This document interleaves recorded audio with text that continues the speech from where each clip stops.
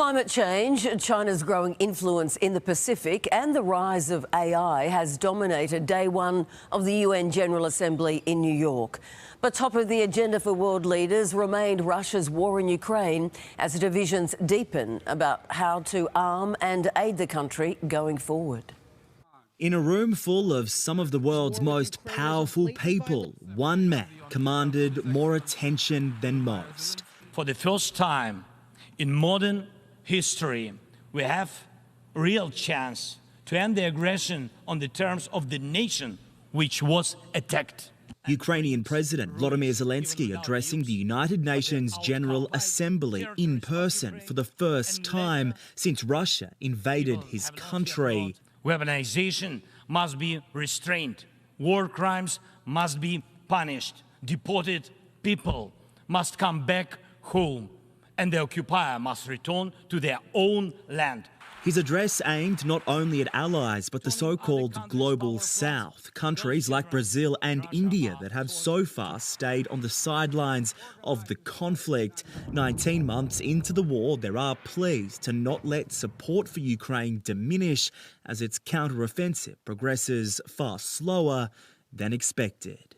If you allow Ukraine to be carved up, is the independence of any nation secure? While the United States has been the biggest military supporter of Ukraine, a deepening political divide is putting that support in jeopardy. US President Joe Biden is pushing ahead with plans for a $37 billion aid package, but some Republicans want that money redirected to be used in America. Is Zelensky elected to Congress? Is he our president? I don't think I have to commit anything. I have questions for him.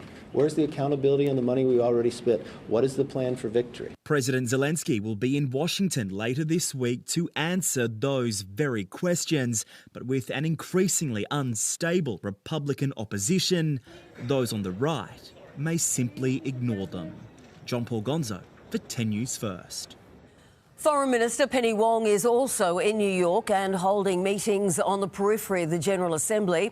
She held brief talks with her German counterpart and also chaired a meeting on nuclear proliferation and the campaign to rid the world of the nuclear risk. But it was a comment to CNN's Christiane Amanpour highlighting the threat posed by China that made headlines in the Big Apple. We are probably at a greater risk now of conflict than we have been for many years. We have said these are the riskiest strategic circumstances the world has seen for many years. The minister went on to say countries like Australia must ensure they have a combination of military deterrence, economic strength and resilience, as well as diplomatic reassurance. An Israeli army raid on the Jenin refugee camp has left 3 people dead and dozens wounded. Soldiers entered the camp looking for militants and weapons caches. And it wasn't long before they were ambushed in the cramped streets of the settlement.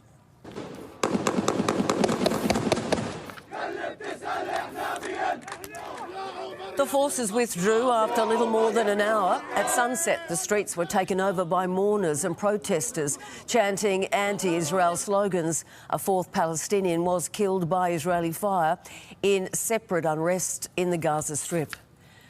2 people have been charged after a 1-year-old died and 3 other children were hospitalised after being exposed to the deadly drug fentanyl inside their childcare facility. The 1 kilogram stash was found on top of playmats used by children at the New York Centre. Federal prosecutors have now charged the daycare operator and a man who rented a room from her and issued a warning to others. Stop pushing this poison. It kills. It ruins lives. And it will ruin yours too when we catch you, convict you, and send you to federal prison. It is believed that children breathed in fentanyl dust. Paramedics used drugs to reverse the overdose, which worked on 3 of the 4 children. The BBC has announced it will launch a deep investigation into Russell Brand's time at the corporation, including an allegation from one of his accusers that the comedian used company cars to pick her up from school and drive her to his home when she was 16 years old. The state broadcaster has joined other services in removing Brand from its platforms.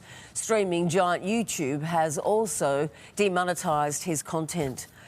Superstar singer Katy Perry has just signed the biggest catalogue deal of the year so far, a staggering $340 million for her music rights.